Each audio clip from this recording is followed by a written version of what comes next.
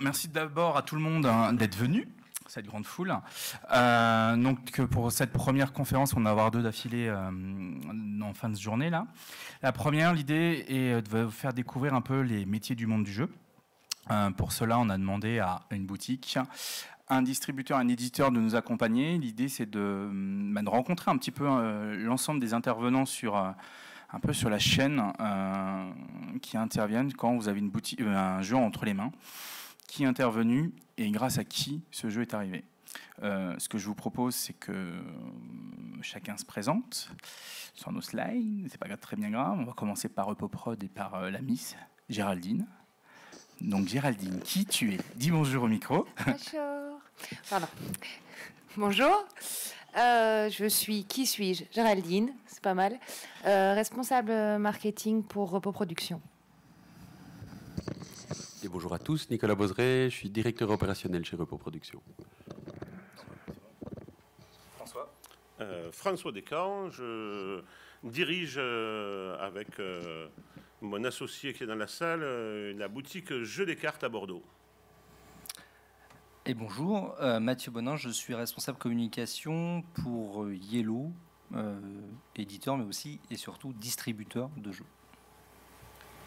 Et on va finir par nous. Donc Bernard qui est dans la salle, qui va se balader avec son petit micro, et moi-même, on vient donc de la société Forge Next. On est une agence d'auteurs et on fait quelques conférences de temps en temps. On est aussi accompagné sur cette conférence et la suivante par Ludovox, donc qui est là avec ses 2 caméras et qui va permettre de filmer et de retrouver cette conférence par la suite sur le site internet. L'idée donc dans le monde du jeu, vous avez tous votre jeu de société quand vous arrivez en boutique, mais avant tout c'est un produit qui a été préparé et fabriqué par un éditeur. Et ici nous avons donc nos amis de Repoprod. Comment vous sélectionnez vos jeux? J'aurais dans de manière assez grande ligne. Et ensuite, surtout quel est votre travail de mise en avant de votre jeu et comment vous allez avec quel partenaire vous allez travailler immédiatement, en clair, certainement un distributeur, pour justement le mettre en avant et le travailler. Donc bonjour. Alors comment est-ce qu'on démarre? On démarre avec des découvertes d'auteurs. Donc pour ceux qui ont déjà vu le off les soirées précédentes, eh bien c'est typiquement dans des lieux comme ça ou des rencontres avec des auteurs qui ont des idées et on va donc tester leur jeu. Et si on sent qu'il y a une accroche ou on se rend compte que le jeu se rentrerait dans notre, je vais pas dire dans notre gamme. Chez Repoproduction, on essaye de vraiment faire des jeux qui proposent une expérience ludique qui fait qu'on a envie d'y rejouer. Vous me direz, tous les éditeurs diront la même chose.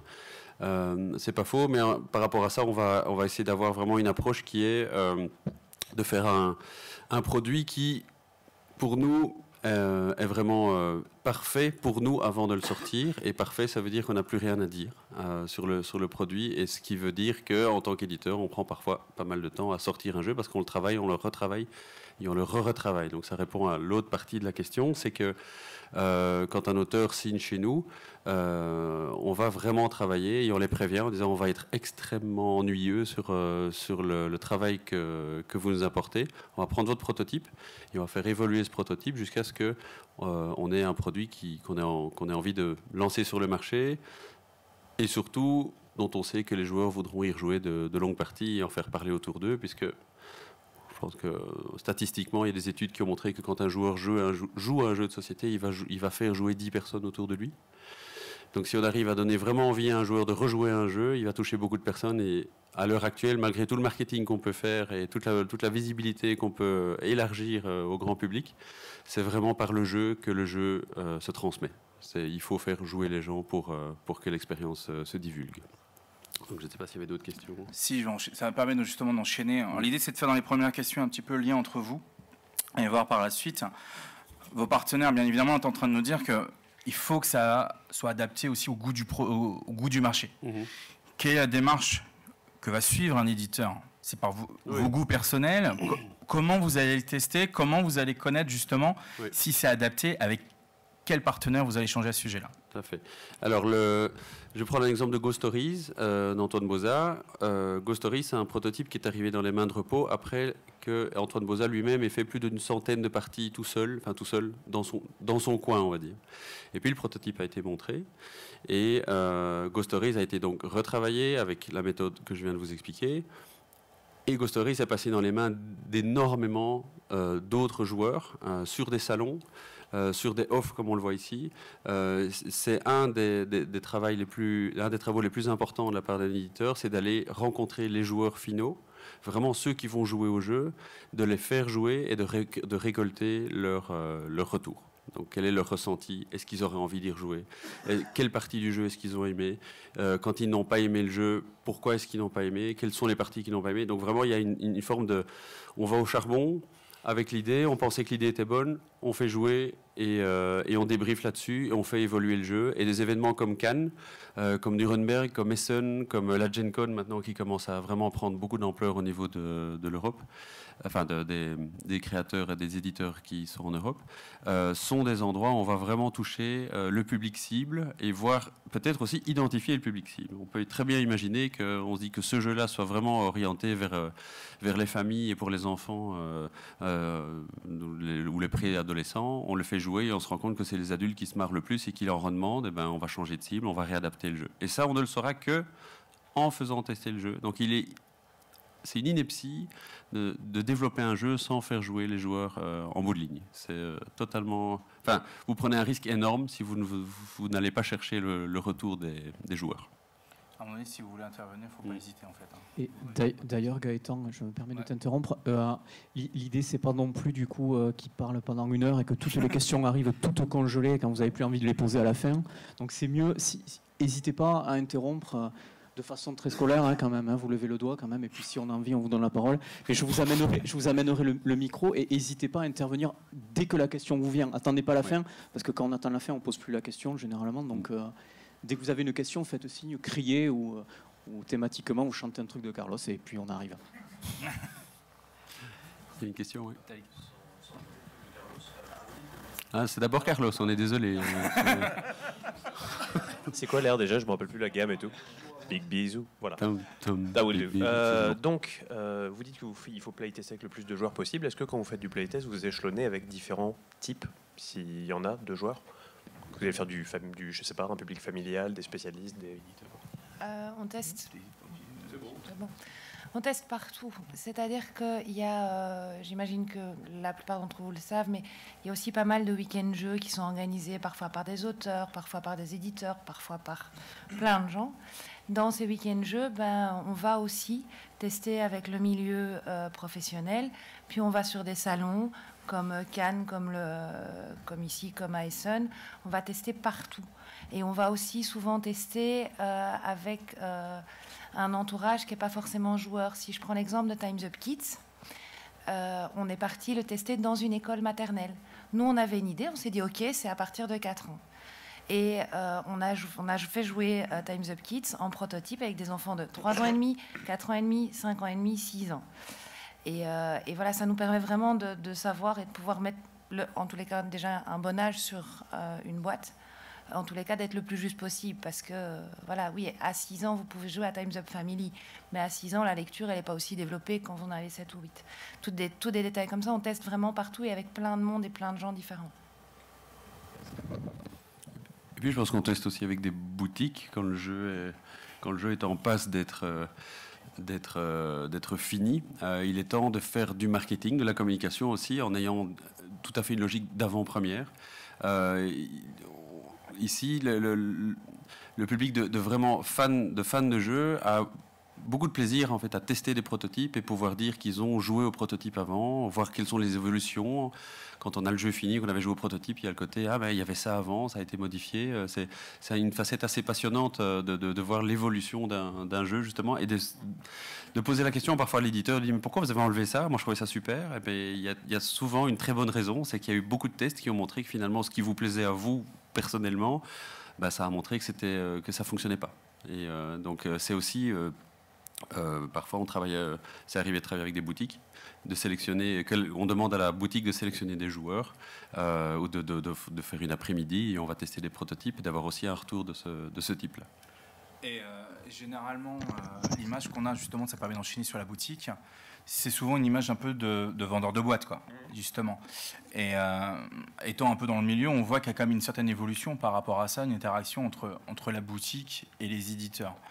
Quel est le rôle, justement? Est-ce que ce rôle a évolué dans le temps, j'aurais tendance à dire? Quel est le rôle d'une boutique maintenant dans le succès d'un jeu, tout simplement? Comment vous êtes sollicité par les éditeurs? Quel autre? Est-ce que c'est juste vendre de la boîte ou bien au-delà de ça? Je pense que d'abord, ça dépend des boutiques et de la façon dont elles ont envie de travailler avec les éditeurs. Nous, on a... Mais là, je vais parler que de mon cas. Nous, on a une démarche qui est un petit peu la même, c'est-à-dire qu'on essaye de choper les jeux le plus en amont possible. C'est-à-dire qu'on essaye, par le biais de festivals, de off, de week-end jeux et autres, de relations qu'on peut avoir avec beaucoup d'auteurs et d'éditeurs, de tester les jeux à l'état de proto plus ou moins terminé, de pouvoir donner un feedback si ça intéresse l'auteur ou l'éditeur. Et souvent, en fait, quand le jeu va être terminé, qui va être ou à l'état de prototype final ou même de boîte imprimée, on a déjà une idée du succès ou pas que ça risque d'avoir dans nos magasins, de la façon dont on va implanter le jeu, des commandes initiales qu'on va passer. La plupart, on tombe rarement et de plus en plus rarement sur un jeu par surprise. Et la remarque que vous faisiez tout à l'heure était assez juste. C'est-à-dire que moi, ça va faire 30 ans que je suis dans le métier.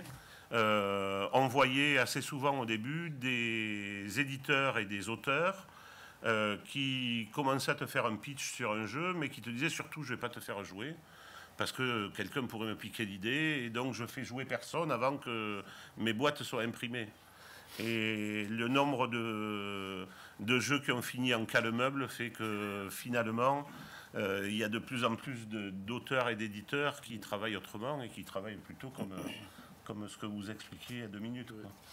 Oui, c'est même une logique de protection de l'idée. C'est que c'est une question qui revient toujours quand on a ce genre de présentation-là. On a toujours mais comment est-ce que je protège mon idée? Je pense que j'ai fait le meilleur jeu du monde.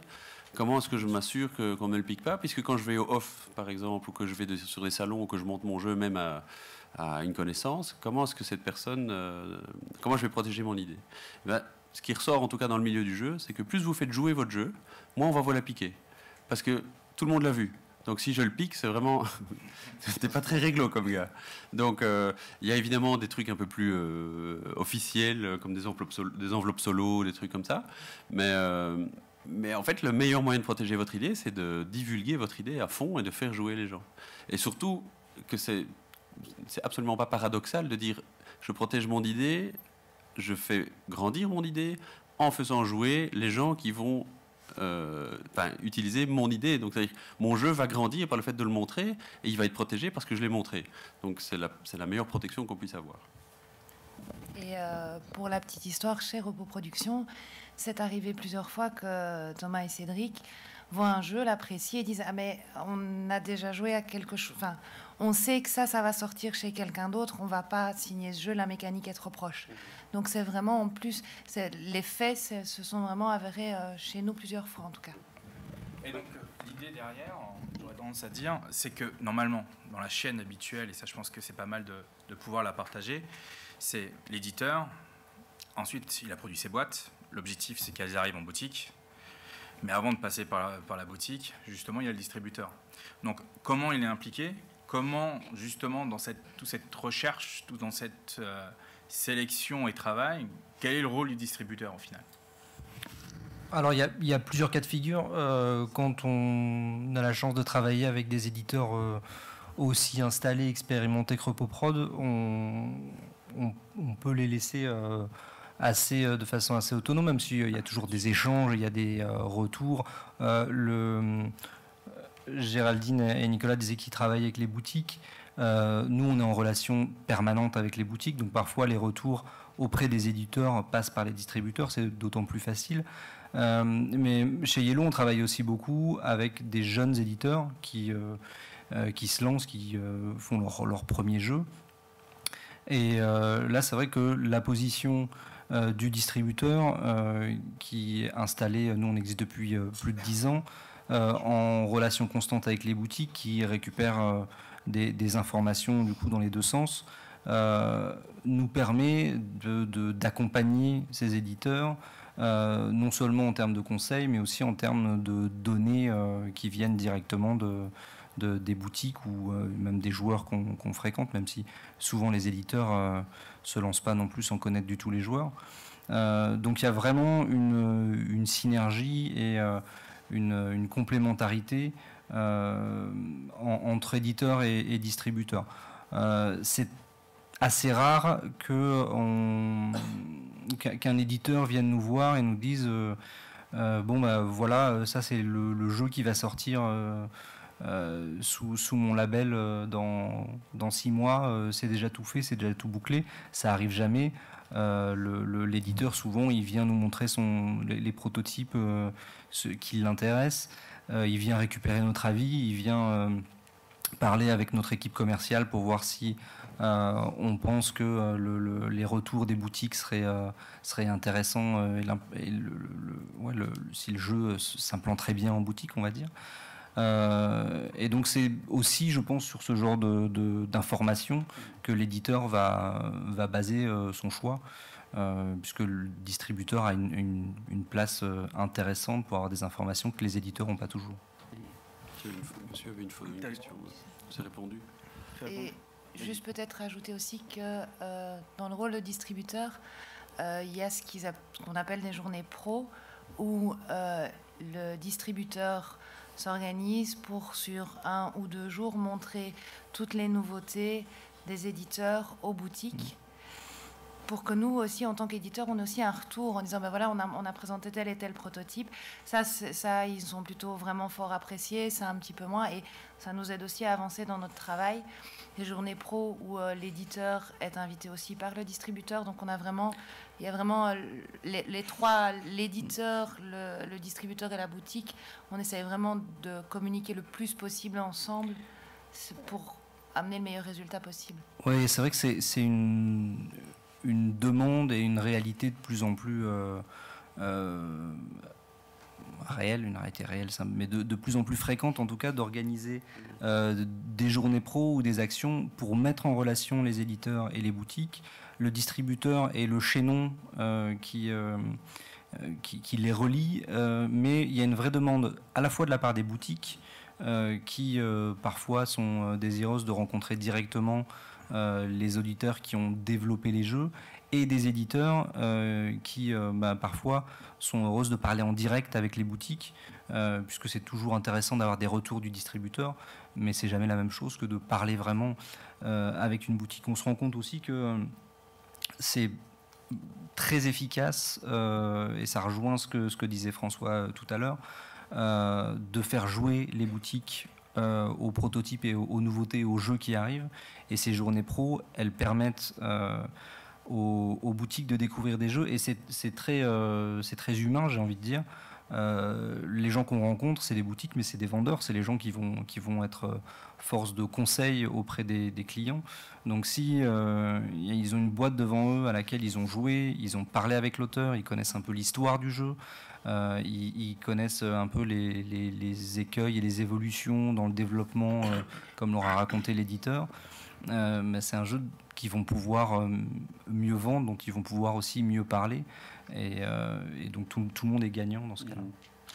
C'est une évolution qu'on a vue vraiment sur les 10 dernières années. C'est donc le jeu d'auteur, le fait que le nom de l'auteur soit sur la boîte, le fait qu'il y ait une certaine pipolisation de certains auteurs, fait que finalement, le jeu, c'est une chose, ça reste un produit. On reste 3 entreprises, 4 entreprises autour de la table ici, à travailler sur un produit qui apporte une expérience ludique, mais ce produit, il ne va pas se vendre tout seul. Et on peut vraiment faire le parallèle avec une œuvre cinématographique, par exemple. Vous connaissez tous le terme making-of. Le côté making-of, c'est ça qui va faire vendre un jeu, très souvent. C'est-à-dire qu'il y a une implication sentimentale de la part des joueurs dans l'histoire du jeu. Savoir que ce jeu-là a été fait parce qu'il y avait telle histoire ou telle idée ou qu'il s'est passé ça dans la tête de l'auteur et qu'il l'a exploité et que c'est important pour sa vie.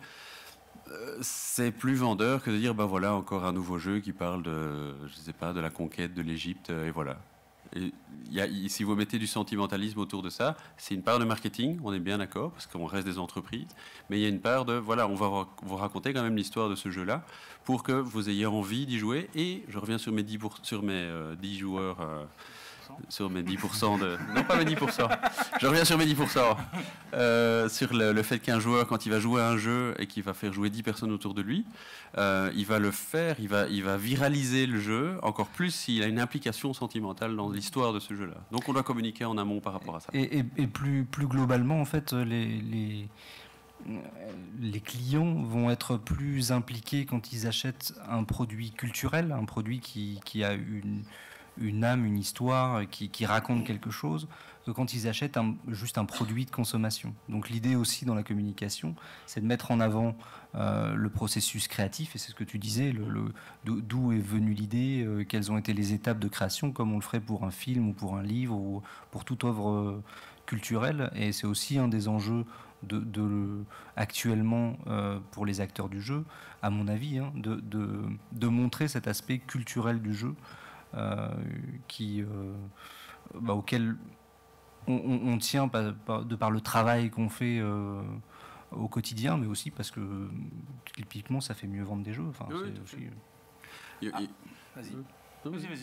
Et juste pour compléter, c'est qu'il y a encore quelques années, on voyait un auteur avec un illustrateur. Maintenant, on voit beaucoup de co-auteurs, on voit beaucoup de co-illustrateurs. J'ai entendu le terme illustraphiste hier de Tom Werschek, ce qui était juste joli. C'est quand on a de plus en plus d'intervenants dans des jeux où on voit par exemple un graphiste qui va faire l'ossature de la carte, et puis l'illustration qui est au milieu, c'est quelqu'un d'autre, et il y en a un autre qui va faire la maquette des règles, et encore un autre qui va faire les graphismes de la règle. Ça veut dire que c'est vraiment une équipe très importante, très impliquée, qu'on doit gérer pour créer une œuvre. C'est vraiment une création qui va vous offrir une expérience ludique et qu'on espère virale, parce qu'il s'il y a du plaisir, vous avez envie de le partager. Ça s'applique à beaucoup de choses que je viens de dire. Oui. C'est beau. Merci. Qui constitue cette équipe? Est-ce que c'est l'auteur ou est-ce que c'est vous-même?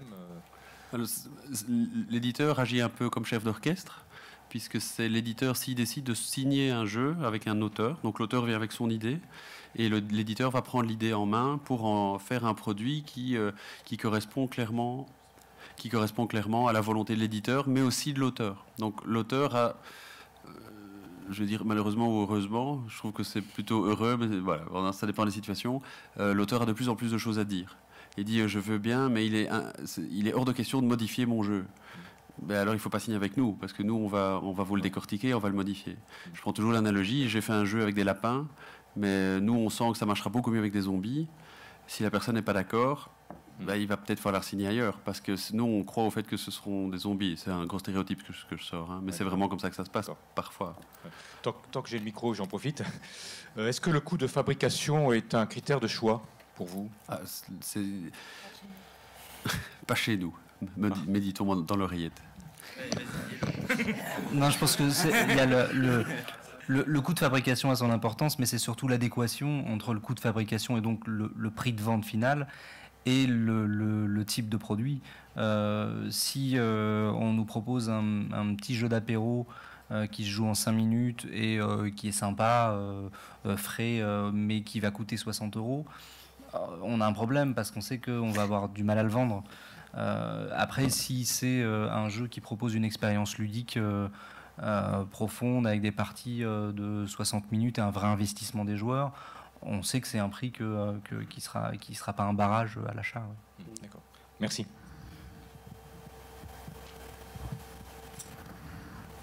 Je voudrais savoir si un auteur a intérêt à présenter un jeu déjà très abouti au point de vue graphisme, ou si c'est que la mécanique et qui va compter pour l'éditeur et qui après va lui devront se charger du graphisme C'est une très bonne question. Il n'y a pas de règle pour ça. Il est clair que sur les dernières années, le fait d'avoir une imprimante 3D chez soi, le fait d'avoir des imprimantes couleurs surpuissantes, le fait de pouvoir créer des cartes en allant juste au magasin du coin de la rue, fait que les prototypes qui arrivent sont beaucoup plus poussés. Certains éditeurs vont être sensibles à ça en disant bon, le produit est presque fini, donc j'ai plus grand chose à faire. Certains éditeurs vont dire vous m'auriez présenté le jeu sur 2 bouts de serviette au coin d'une table, si la mécanique est bonne, on va travailler, on prend le jeu et on va le développer ensemble. Il n'y a aucune règle, parce que c'est une question, comme tu le disais, l'adéquation avec la cible avec laquelle on voudrait, la cible du jeu va faire qu'on va peut-être investir énormément, que la mécanique est superbe, mais qu'on va devoir créer tout un environnement autour. Donc c'est vraiment, malheureusement, il n'y a pas de réponse à ça. Oui, donc logiquement, il vaut mieux présenter le projet un peu plus précis, le plus abouti au point de vue graphisme et tout, ce qui fait que ça va plaire à certains éditeurs et aux autres aussi, même si... Oui, sauf que c'est un peu la position... Même si modifie tout, quoi. Moi, j'ai deux remarques à ce sujet. D'une part, je n'ai pas tous les jeux en tête, mais je connais quand même pas beaucoup de jeux qui sont sortis avec les illustrations qui étaient présentes sur le prototype. J'en connais vraiment pas beaucoup. Par contre, j'ai plusieurs exemples de jeux qu'on nous a proposés et qui nous intéressaient et que finalement on n'a pas signé parce que l'auteur était trop attaché à tout le travail graphique qu'il avait fait sur le prototype. Et si vous bossez beaucoup sur un prototype, il faut pas vous attacher non plus à la forme, parce que le rôle de l'éditeur, c'est aussi de casser toute la forme et de la refaire conjointement avec l'auteur, mais parce que c'est son travail, c'est là où il va apporter la plus-value sur le jeu, notamment. Si je puis me permettre, allez, vas-y. Non, je rebondis juste sur le sujet. C'est ce qu'on voit dans 80% des cas dans les jeux qui sont financés sur les plateformes de financement participatif. C'est-à-dire que dans au moins 80% des cas, il n'y a pas d'éditeur. C'est l'auteur qui est lui-même éditeur du jeu et qui va faire ça avec un pote illustrateur ou un pote pas illustrateur des fois. Et c'est là qu'on voit... Oui. Et c'est là qu'on voit immédiatement, enfin quand on est dans le métier, quel que soit l'endroit où on se situe dans le métier, c'est là qu'on voit dans le métier le défaut de la grande majorité des jeux qui sont en financement participatif, c'est qu'il n'y a pas d'éditeur et ça manque. Tout à fait. Si je peux me permettre par rapport à ça, je coupe le micro. En 2 exemples, je pense justement par rapport au cas Kickstarter et auteur qui s'illustre lui-même, on a un cas justement chez Yellow, qui a plutôt bien marché, auteur plus illustrateur, et ça c'est carrément l'exception. Ça a vraiment bien marché. On a un cas en Belgique, chez vous aussi, qui est Chibi, Toby, je ne sais plus comment son prénom, je vais le manger. L'auteur de Castellion, Shadi Torbé, ça y est, je vais y arriver. Donc qui est auteur, mais qui a pris une illustratrice et qui vend ses jeux complètement packagés à un éditeur donné. Et ensuite j'ai Tom Warschwex, qui est français, qui est illustrateur, celui qui a fait Jungle Speed. C'est les 3 cas. Par contre, c'est extrêmement peu. Voilà, moi en tant qu'agent, par contre, ce que je peux répondre, c'est qu'au niveau international, c'est extrêmement varié. C'est un peu un échange qu'on a eu avec des éditeurs allemands, Anzinglup, pour pas les nommer, au dernier Nuremberg. Eux, ils ont l'habitude, avec des auteurs allemands, de se retrouver avec des feuilles blanches, écrites au crayon de papier et autres. C'est leur mode de fonctionnement. Typiquement, ils sont toujours extrêmement étonnés de voir des auteurs, souvent, on va dire, latins, français, italiens, espagnols, arriver à quelque chose d'assez finalisé. L'idée, en fait, c'est qu'il y a tellement de prototypes sur le marché, il y a tellement d'auteurs, qu'un des moyens, c'est de le mettre en valeur, qu'il soit clair, qu'il soit compréhensible. Donc l'idée, c'est pas automatiquement de faire le proto le plus beau, mais soit le plus compréhensible, la prise en main. Ça, c'est extrêmement important. C'est souvent la problématique d'un jeu.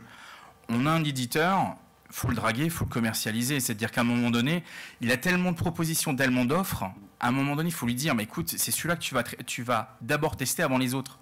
Donc, il faut lui donner envie. Par contre, le boulot de graphiste, le boulot d'illustration, c'est autre chose. Moi, je parlerai plus de graphisme, c'est une grosse différence, c'est la compréhension du prototype, son ergonomie. Il faut de toute manière que le jeu tourne. Ça, c'est un... Après, on aura des deltas. Selon les éditeurs, alors, surtout quelques éditeurs comme RepoProd qui aiment bien retravailler à fond les jeux. On a d'autres qui aiment bien avoir des jeux clés en main, directement finis. Mais en général, maintenant, vu la proposition, on a de moins en moins d'éditeurs, je ne dis pas que c'est le cas de tout le monde, qui passent moins de temps sur les projets, puisqu'ils ont une offre qui tienne la route. Mais ce qui est vraiment vrai dans ce que tu dis, c'est que vraiment vrai, j'aime bien aujourd'hui. Tu nous diras ce qui était faux. Ce qui est très vrai dans ce que tu dis, c'est que les objectifs d'un prototype ne sont pas les mêmes qu'un jeu fini. On ne recherche pas la même chose quand on fabrique un prototype que quand on fabrique un jeu. Quand on fabrique un prototype, on veut séduire un éditeur et en tout cas lui faire comprendre l'intérêt du jeu le plus rapidement possible. Ou le plus efficacement possible. Quand on fait un jeu, on veut séduire les joueurs, donc c'est assez différent. Tout à fait. Alors, juste avant la dernière question, je vais juste préciser un dernier point. Là, on parle de graphisme. On pourrait parler aussi des règles. On a souvent des règles, tout bêtes, mais d'auteurs qui mettent leurs règles comme si c'était un jeu édité. Si on prend des gens comme Rainer Knizia, qui est quand même relativement connu, on va dire autour de la table, que quasiment tout le monde a au moins travaillé avec lui à un moment donné, lui, il fait des règles adaptées à l'éditeur. C'est pas le même public, en fait.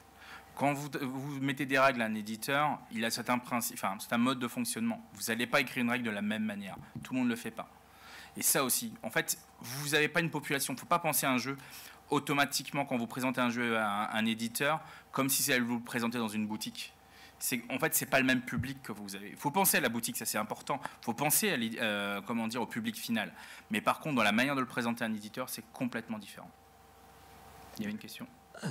Alors bonsoir, du coup je reviens au moment juste de la rencontre entre l'auteur et l'éditeur. Mettons ce soir, je présente mon jeu, l'éditeur trouve ça extraordinaire.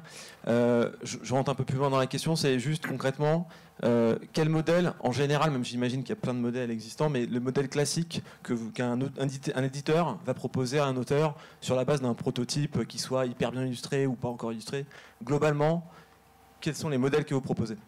Qu'est-ce que vous entendez par modèle ? Combien c'est quoi le partenariat financier qu'on va mettre en place avec l'auteur ? En gros, comment ça marche ? Est-ce que c'est à des pourcentages ? C'est un prix ? Moi, c'est une question de Béotien sur le sujet. Belinda, slide. On va vous répondre tout de suite. C'est Belinda. C'est magnifique. Voilà. Pas mal, hein ? Donc, monsieur est un complice, en fait. Alors, par contre, les chiffres que vous avez ici, c'est des chiffres indicatifs. C'est pas automatiquement... c'est grosso modo ce qu'on trouve par rapport à des boutiques et ce qui est pratiqué. Alors, faut pas prendre ça comme l'argent comptant, au chiffre près, au pourcentage près. Les chiffres que je vais vous présenter rapidement, et sans pouvoir parler avec les uns avec les autres, parce que j'ai partagé rapidement les slides avec les uns. Il y a François qui m'a fait des remarques extrêmement justes et juste énormes que j'avais moi-même oublié, pourtant je suis dedans depuis pas mal d'années. C'est le prix d'une boîte ici, comment il est décomposé, comment il est vu. Grosso modo, on va se retrouver avec la part la plus importante, mais alors attention, c'est toujours avec des grosses guillemets, parce que ne prend pas en compte, c'est pas de la marge nette, c'est une marge brute qu'on a. La part la plus importante en général, c'est une boutique qu'on a sur un jeu. Ensuite, bien évidemment, il y a la TVA, n'est-ce pas François, qui est quand même pas négligeable. Derrière, on a une fabrication. En général, on a un ratio qui n'est pas toujours respecté, voire rarement, d'un ratio de 1/6. C'est-à-dire qu'un jeu qui va vous coûter entre guillemets 1 euro en prix de fab va se vendre en 6 euros en boutique. C'est jamais le cas. Il y en a qui sont très forts, ils le font, mais on nous trouve plus souvent du 1/4 ou du 1/5. Derrière, il y a l'éditeur, il y a le distributeur et il y a l'auteur. Par contre, ce qui est important là-dedans, et c'est un peu le but en fait de cette conférence, puisqu'on a très très souvent la remarque de dire comment je travaille. Chacun a des fonds de roulement, chacun a des frais fixes par rapport à ça. Dedans, vous avez les employés, vous avez les locaux, vous avez le stockage, vous avez les illustrateurs, parce que tout à l'heure on en parlait, illustrateurs, graphistes, toute la partie marketing. D'ailleurs, ce qui serait intéressant, c'est de se dire, mais le rôle du market, en fait, c'est qui ? C'est le rôle de l'éditeur ou c'est le rôle du distributeur ? Question supra-classique, n'est-ce pas ? ils sont super potes, se sentent super bien en général entre éditeurs et distributeurs sur ce cas-là, qui est la part de la boutique. Voilà, en moyenne, on se retrouve avec ces chiffres-là, qui sont des grosses mailles. Et il y a une remarque accessoire, tout le monde ne touche pas sa part du gâteau en même temps. Et ça, c'est non négligeable. Et ça, c'est important. Un exemple parmi d'autres, l'auteur peut toucher un avaloir quand il va signer son jeu, et donc il a de suite gagné des sous. Et d'un autre côté, l'éditeur, le distributeur ou la boutique peut attendre des semaines, des mois, voire jamais, pour avoir son retour. Tout à fait. Ça, c'est vraiment primordial. Donc, le risque, en fait, le risque financier, réellement, s'il y en a un qui ne prend pas de risque, déjà, façon de parler, en général, c'est l'auteur. Après, je vais être carrément rentre dedans. Je comprendrai un peu le moins, on va dire. Ça dépend le mode de fonctionnement qu'on a avec notre distributeur, parce qu'on a des distributeurs qui sont en dépôt-vente. Le moindre, on va dire, c'est pour moi en tout cas, tu as le droit de dire que tu n'es pas d'accord, c'est le distributeur. Et ensuite, c'est sûr que les risques financiers, pour moi, ils sont réellement partagés entre deux. En tout cas, dans ma façon de voir les choses, c'est l'éditeur et c'est la boutique. Tout à fait.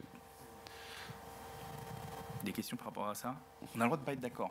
Non, mais tu fais un classement, donc effectivement, le distributeur, le risque financier du distributeur est un peu plus dilué, puisque le travail que demande la distribution, il est souvent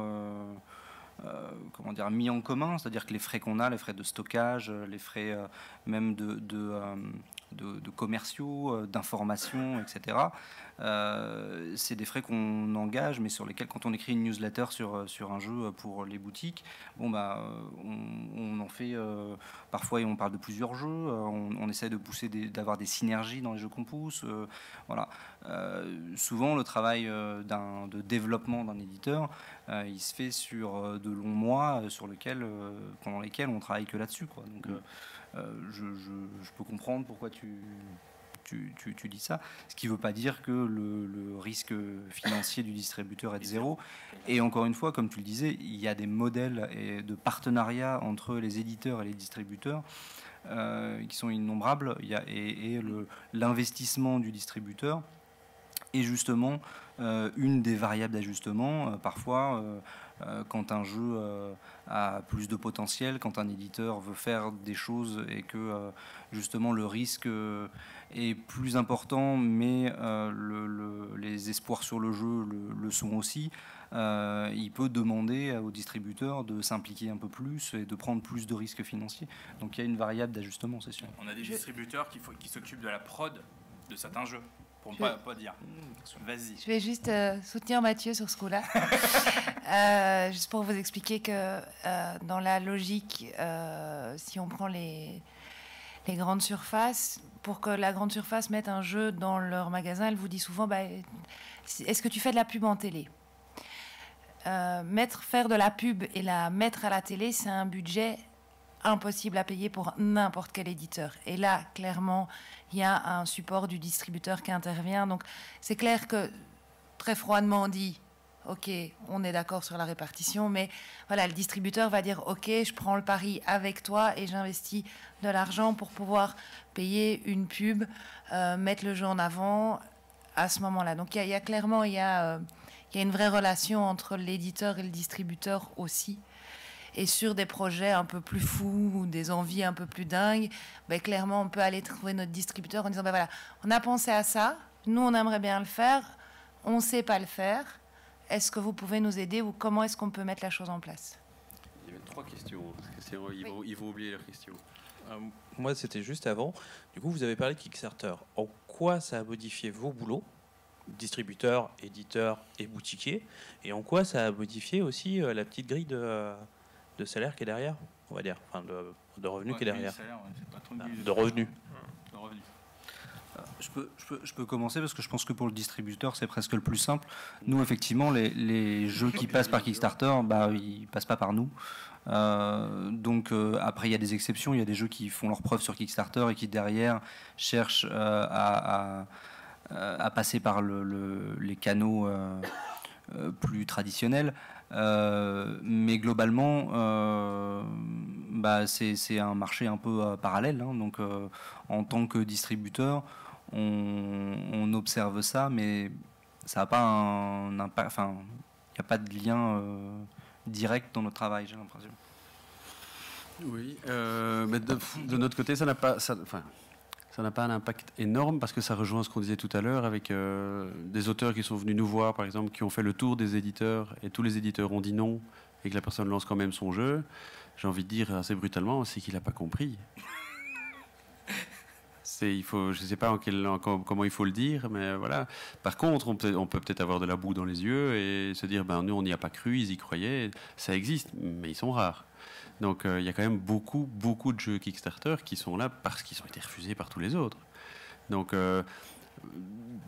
l'impact que ça peut avoir, c'est que si quelqu'un qui ne connaît pas bien le jeu, qui joue à un jeu comme ça, qui est passé sur un Kickstarter et qui n'est fondamentalement pas adapté au marché, il peut y avoir plein de raisons, la personne qui découvre le jeu via un jeu comme celui-là va peut-être s'éloigner du jeu de société après. Parce qu'il n'y a pas eu un vrai travail d'édition derrière qui est est-ce qu'on a suffisamment testé, est-ce qu'on est sûr que ça correspond à la cible. C'est pas, je vais grossir le trait, mais c'est pas en faisant une superbe vidéo sur le fonctionnement de son jeu qu'on va convaincre les gens que c'est bon d'y jouer. Donc voilà, mais ça n'a pas vraiment d'impact sur nous parce que de toute façon on ne signe pas avec eux. Et l'autre élément, c'est qu'on se rend compte aussi que le financement participatif est utilisé par des gros éditeurs comme un outil de marketing. Donc, à l'heure actuelle, il y a quand même pas mal. Il y a une frange d'auteurs qui se lancent, qui font de l'auto-édition, et puis on a des éditeurs qui font un Kickstarter. On a besoin de 20 000 €. En fait, ils ont besoin de beaucoup plus, mais ils utilisent le crowdfunding comme une plateforme de marketing pour communiquer, pour toucher une frange de la population qu'ils n'auraient peut-être pas touchée, ou parler en amont sans trop dépenser d'argent, puisque finalement, on ne doit pas organiser d'événements dans des magasins, on ne doit pas organiser des séances de test avec des joueurs, puisqu'on a fait une belle vidéo et une belle page. Donc, une campagne de crowdfunding, ça doit être beau, de toute façon. Et en général, quand ça marche, c'est parce que c'est beau, que c'est attirant et que finalement, on est accroché et on a envie de financer ça. Donc, mais ça peut avoir des impacts qui ne sont pas directs sur nous. Voilà. C'est assez intéressant et j'avais une perception. Pardon, juste assez. Mais... J'espère que vous partagez tous ces sentiments. Non, mais j'avais une perception qui se rapprochait beaucoup de celle de Nicolas et un peu moins de celle de Mathieu, dans le sens où j'ai l'impression que la personne qui est l'acteur qui est le plus bypassé en fin de compte dans le crowdfunding, c'est la boutique. Parce que tout à l'heure, on parlait du fait de défaut d'édition au niveau du crowdfunding, mais effectivement, il y a de plus en plus d'éditeurs qui sont impliqués dans le crowdfunding. Et ils ont besoin de distributeurs aussi. Alors, ils peuvent passer par des trucs très génériques qui ne sont pas dans le monde du jeu, mais il y en a quand même pas mal qui font appel, qui font des deals avec des gros distributeurs, qui font appel à Yellow, à Asmodée, et voilà. Donc, est-ce que vous me confirmez ça, que finalement, c'est vraiment un réseau de distribution qui renverse un peu aussi les risques, d'ailleurs, par rapport au fait de collecter de l'argent, et qui bypasse les boutiques? Pas tant que ça. Pas tant que ça, parce que le financement participatif, ça va aboutir à deux choses. Où on est face à des mauvais jeux, que ça soit de façon qualitative, ou que ça soit au niveau des règles, ou que ça soit au niveau de la façon dont ça a été édité. Et c'est un jeu qu'on ne verra jamais dans des magasins, parce qu'en fait, les auteurs auront ou planté leur campagne participative, ou l'auront réussi plus ou moins ric-rac, et arriveront peut-être un jour à livrer les pledgers, s'ils y arrivent, et puis ça s'arrêtera là. Ou alors, dans l'écume des Kickstarter, on arrive à des jeux qui étaient vraiment des bons jeux pour X ou Y raison, et dans ce cas-là, on va les retrouver en boutique. Et la frange de la population ludique qui aura acheté son jeu sur Kickstarter par rapport à ceux qui vont l'acheter en boutique est vraiment très très réduite. On peut citer Zombicide par exemple, qui est l'exemple le plus flagrant dans le domaine, quoi, mais c'est pas très très important. Pour l'instant, je ne sais pas ce que ça deviendra, mais pour l'instant, c'est pas... Ouais, moi, quand je disais que ça ne changeait pas grand-chose pour le distributeur, c'est qu'en fait, effectivement, quand il y a des jeux qui ont du succès, nous, de travailler avec un éditeur qui a réussi à financer son jeu grâce au financement participatif ou avec un éditeur qui a fait autrement, ça change pas nos contrats, ça change pas notre façon de travailler avec eux. Donc, Et travailler un jeu au quotidien, c'est quand même carrément autre chose. Justement, à la limite, l'intérêt, c'est de voir, à la limite, sur la partie seconde, pour revenir, sortir un peu du KS. Par contre, il y avait une question qui était au fond, Bernard. Ah ben, on va lui poser. Tu veux donner le micro? Et ben go. Merci. Tu disais tout à l'heure qu'on n'écrit pas les règles de la même manière pour un éditeur que pour le joueur final. Tu peux nous donner quelques exemples plus précis là-dessus, s'il te plaît? Ouais, alors on va faire un petit courant arrière. Donc par rapport à ça, par exemple, on va prendre une règle le meilleur exemple pour moi, c'est une règle de Ravensburger. Ravensburger, on explique tout, en général. Une mécanique qui est un peu ancienne, c'est les points d'action. En général, dans un jeu, on va expliquer ce que c'est que des points d'action. À un éditeur, on ne va pas l'expliquer. C'est vraiment des symboles un peu comme ça, c'est la manière vraiment de l'expliquer et de l'apporter. On va aller vraiment à des tours, il y a même une manière de l'écrire, j'aurais tendance à dire, très épurée. Si je reprends une règle de Rainer Knizia, des fois, lui, moi, ce qui m'impressionne, c'est que c'est limite, il y a des illustrations d'ailleurs dans ce qu'il fait. Donc, des fois trop, on va dire, c'est un peu trop sec, mais c'est vraiment quelque chose de... Un jeu est découpé en fait, c'est découpé en face, c'est découpé en manière. Ça, je parle pour des jeux relativement classiques. Hein. Si on prend, et là, je presse un peu pour ma paroisse, puisque je suis l'auteur de concepts où en fait il n'y a pas de règles. Ça, c'est un petit peu plus compliqué. Mais en général, sur un jeu, on va dire classique, un peu plus à l'allemande, ouais, il y a une manière. On présente d'abord le matériel, on présente le but du jeu, on fait une mise en place, on présente le tour de jeu, on découpe, vraiment découper limite recette de cuisine, quoi. C'est vraiment ça. On n'est pas là en train de faire des petits encarts à droite, à gauche, faire des références. Non, on va vraiment à l'essentiel. Il y avait d'autres questions, je crois, non? Il y avait une truc... Voilà. C'est la même. Moi aussi, c'était la même, du coup. Et du coup, notre différence principale entre une règle adressée à l'éditeur et une au public, ça serait, je pense, donc du coup, qu'il n'y a pas d'éléments thématiques quand on l'envoie à un éditeur. Si, parce que alors, je vais te le filer, mais ça va dépendre, parce qu'il y a des jeux. Il est comme ça, lui.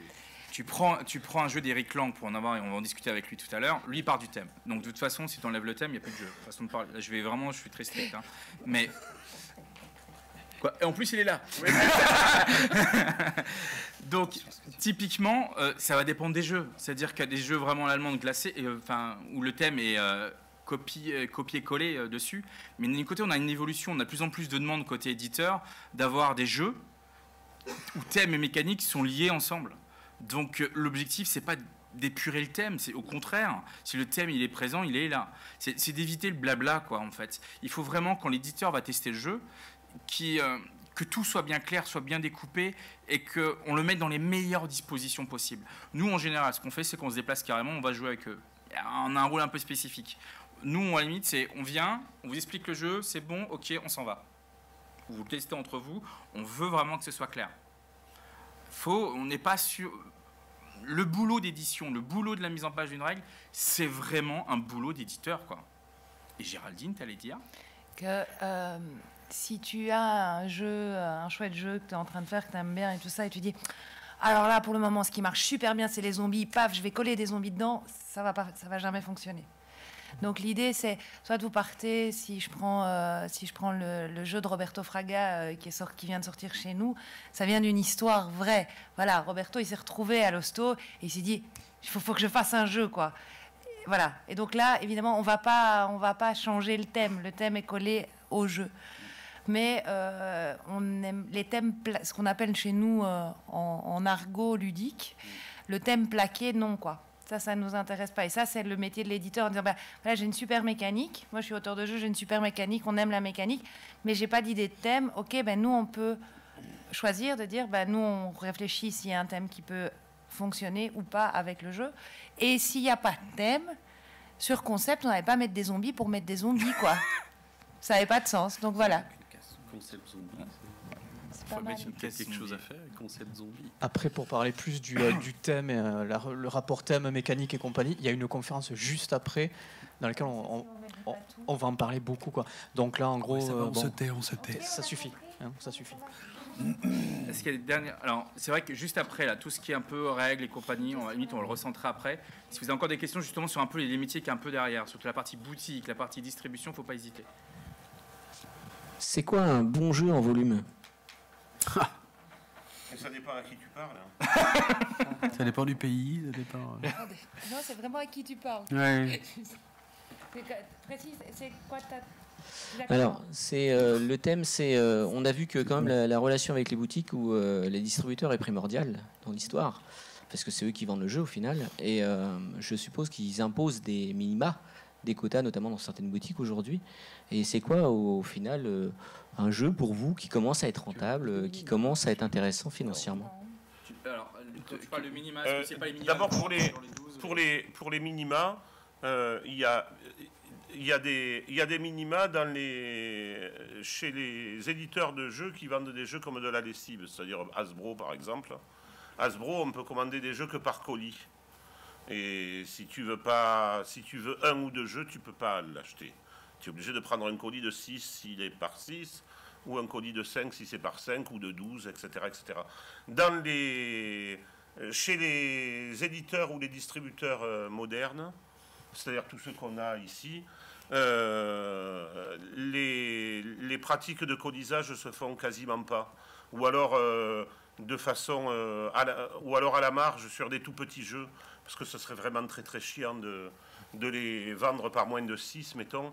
Et puis si tu peux pas vendre 6 petits jeux comme, je sais pas moi, les loups-garous ou la gamme mini-game chez Yellow, c'est pas la peine que tu les vendes, quoi.